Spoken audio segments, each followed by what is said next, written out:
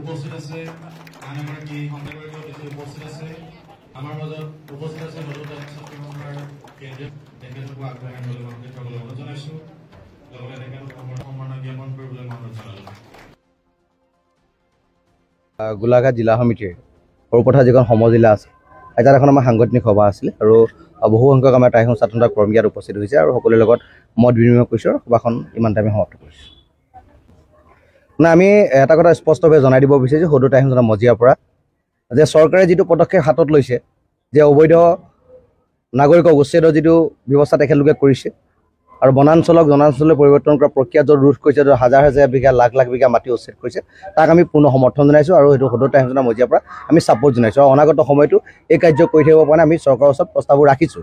কিন্তু তাৰ লগে লগে আমি এইটো কথা কৈছোঁ যে কথাবিলাক সাম্প্ৰদায়িক দৃষ্টিকোণৰ মাজেৰে হ'ব নালাগে, ধৰ্মীয় দৃষ্টিকোণৰ মাজেৰে হ'ব নালাগে, বহিৰাগত হিচাপে গণ্য কৰিব লাগে, বিদেশীক বিদেশ হিচাপে গণ্য কৰিব লাগে আৰু সেই কথা বতৰাৰ ওপৰত চৰকাৰ দৃষ্টি নিক্ষেপ কৰিবৰ কাৰণে আমি সদৌ টাইহং মজিয়াৰ পৰা আমি দাবী উত্থাপন কৰিছোঁ।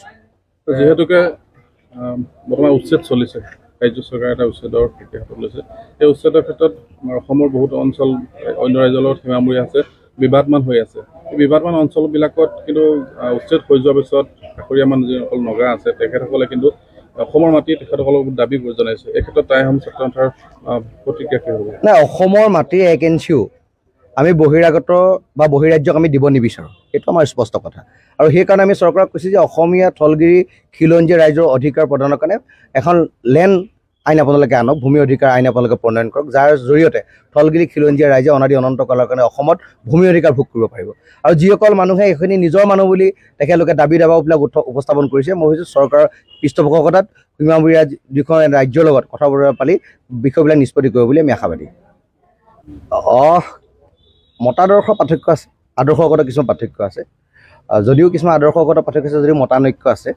গতিকে মতানৈক্যটো আমি মনান্তৰ হ'বলৈ দিয়া নাই, আমি ব্যক্তিকেন্দ্ৰিক সেই কথা বতৰা আহিবলৈ দিয়া নাই। মই ভাবোঁ যে খুব কম দিনৰ ভিতৰত আলোচনাৰ মাধ্যমেৰে কথাবিলাক অন্ত কৰিব। আচলতে যদি এনেকৈ একগোট নহয় তেনেকৈ হ'লে জনজাতিকৰণ এই ক্ষেত্ৰত আৰু জাতিটোলৈ বহুতখিনি কথা আছে। আচলতে এইখিনি কেনেকৈ সফল হ'ব বুলি ভাবে? কাৰণ যিহেতুকে দুভাগ হ'লে চৰকাৰী পক্ষই এইটো সুবিধা লোৱা দেখা পোৱা যায়। ৰাজনৈতিক সুবিধাবিলাকৰ পৰা আঁতৰি ৰাজনৈতিক পাকচক্ৰ বা মেৰপাছত বন্দী নহয় জনগোষ্ঠীয় চিন্তা চেতনাৰ ওপৰত গুৰুত্ব প্ৰদান কৰি আৰু অসমীয়া থলগিৰি ৰাইজৰ অভিভাৱকত্বৰ যিবিলাক কথা বতৰা আমি ফেচবুকত পাই আহিছোঁ যে জাতিটোৰ উত্তৰণৰ স্বাৰ্থত আপোনালোকে একত্ৰীকৰণৰ প্ৰক্ৰিয়াটো ত্বৰান্বিত কৰক, আমি তাৰ পৰা কোনো কাৰণে পিঠি দিয়া নাই, আমি পিছলৈ অহা নাই। পৰিৱেশ আৰু পৰিস্থিতি আমি তৈয়াৰ কৰিছোঁ, সময়সূচী নিৰ্মাণ কৰা হ'ব আৰু সকলোকে লগত লৈ সুস্থ পৰিৱেশৰ মাজত টাইহং ছাত্ৰ সন্থাৰ যি সংগ্ৰামী সত্তা, সেই সত্তাটো কোনো কাৰণত দুৰ্বল নোহোৱাকৈ আমি আগুৱাই নিবৰ কাৰণে নিশ্চিতভাৱে প্ৰয়াস কৰিম। আইন সকলোৰে কাৰণে সমান, খেনুক দেখি ৰন্ধা বঢ়া, খেনুক দেখি দুৱাৰ মাৰ নীতি হ'ব নালাগে। ৰাজনৈতিক পৃষ্ঠপোষকতাই কাৰোবাক সুৰক্ষা দিব সেই কথাবিলাক টাইহং ছাত্ৰ সন্থাই আমি নকওঁ, আমি ক'ব নিবিচাৰোঁ। চৰকাৰৰ ওচৰত এটা দাবী উত্থাপন কৰিম যে এনেকুৱা ধৰণৰ কথাবিলাকৰ মাজেৰে সমাজখন সুস্থিৰভাৱে পৰিচালিত নহয়, আইন কানুনৰ ওপৰত মানুহৰ আস্থাটো কমি যাব, বিশ্বাসটো কমি যাব। গতিকে আইনৰ গণ্ডিৰ ভিতৰত থাকি সকলো দোষীকে উপযুক্ত শাস্তি প্ৰদান কৰিবৰ কাৰণে যিহেতু মুখ্যমন্ত্ৰীজনে গৃহ বিভাগৰ দায়িত্ব আছে, আমি তেখেতক দাবী উত্থাপন কৰিছোঁ।